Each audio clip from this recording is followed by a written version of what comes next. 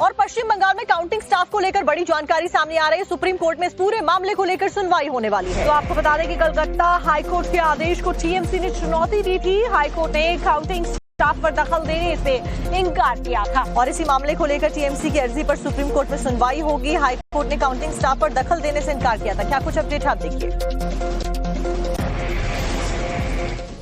पश्चिम बंगाल में 4 मई को होने वाली मतगणना से पहले कानूनी घमासान छिड़ गया है।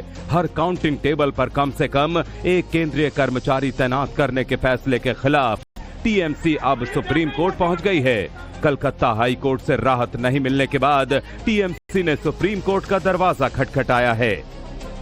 कलकत्ता हाई कोर्ट ने टीएमसी की अर्जी ये कहते हुए खारिज कर दी थी कि कानून के अनुसार चुनाव आयोग को यह अधिकार है कि वो राज्य या केंद्र सरकार के कर्मचारियों या पीएसयू कर्मचारियों को काउंटिंग ड्यूटी में लगाए, जिसमें कोर्ट को कोई अवैधता नहीं दिखती है और मतगणना में केवल सुपरवाइजर और असिस्टेंट ही काउंटिंग रूम में नहीं होंगे काउंटिंग रूम में नहीं होंगे, बल्कि माइक्रो ऑब्जर्वर, उम्मीदवारों के एजेंट और अन्य कर्मचारी भी मौजूद रहेंगे। ऐसे में गड़बड़ी की आशंका को सही नहीं माना जा सकता। कलकत्ता हाई कोर्ट से मिले झटके के बाद टीएमसी ने तुरंत सुप्रीम कोर्ट का रुख किया। इस पूरे मामले पर सुप्रीम कोर्ट के चीफ जस्टिस के निर्देश के बाद याचिका को जल्द सुनवाई के लिए सूचीबद्ध किया गया, जिस पर आज जस्टिस पीएस नरसिम्हा और जस्टिस जॉय माल्या बागची की जजों की बेंच सुनवाई करेगी। मामला मतगणना से जुड़ा होने के कारण इसे प्राथमिकता के आधार पर सुना जा रहा है।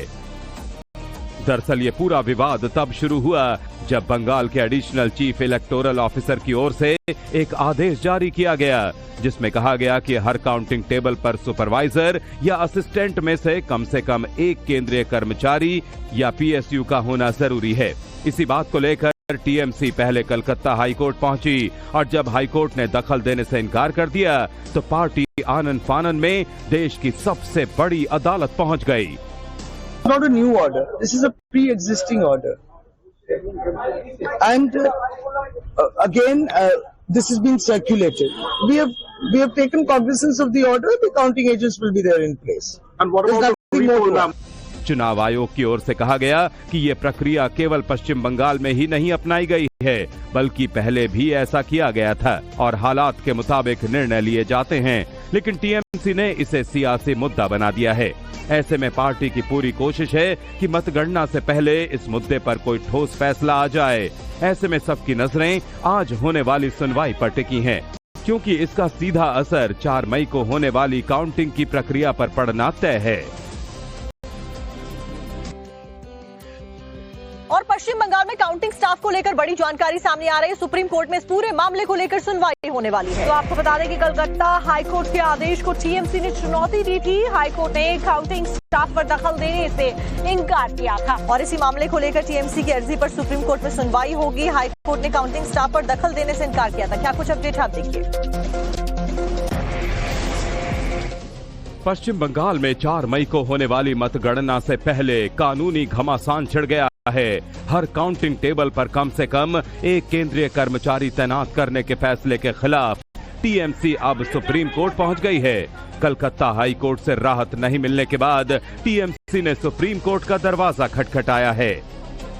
कलकत्ता हाई कोर्ट ने टीएमसी की अर्जी ये कहते हुए खारिज कर दी थी कि कानून के अनुसार चुनाव आयोग को यह अधिकार है कि वो राज्य या केंद्र सरकार के कर्मचारियों या पीएसयू कर्मचारियों को काउंटिंग ड्यूटी में लगाए, जिसमें कोर्ट को कोई अवैधता नहीं दिखती है और मतगणना में केवल सुपरवाइजर और असिस्टेंट ही काउंटिंग रूम में नहीं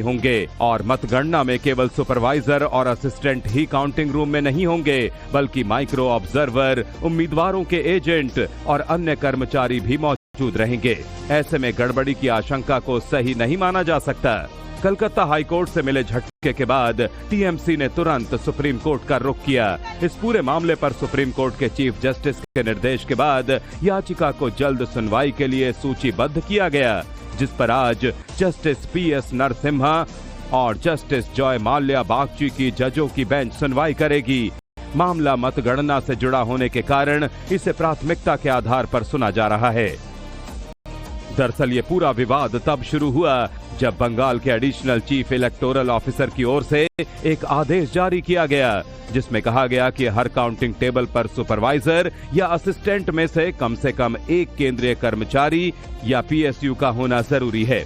इसी बात को लेकर टीएमसी पहले कलकत्ता हाईकोर्ट पहुंची और जब हाईकोर्ट ने दखल देने से इनकार कर दिया तो पार्टी आनन फानन में देश की सबसे बड़ी अदालत पहुंच गई। Not a new order. This is a pre-existing order, and again, this has been circulated. We have taken cognizance of the order. The counting agents will be there in place. And what There's about the nothing more recall, to ma'am? चुनाव आयोग की ओर से कहा गया कि ये प्रक्रिया केवल पश्चिम बंगाल में ही नहीं अपनाई गई है बल्कि पहले भी ऐसा किया गया था और हालात के मुताबिक निर्णय लिए जाते हैं, लेकिन टीएमसी ने इसे सियासी मुद्दा बना दिया है। ऐसे में पार्टी की पूरी कोशिश है कि मतगणना से पहले इस मुद्दे पर कोई ठोस फैसला आ जाए।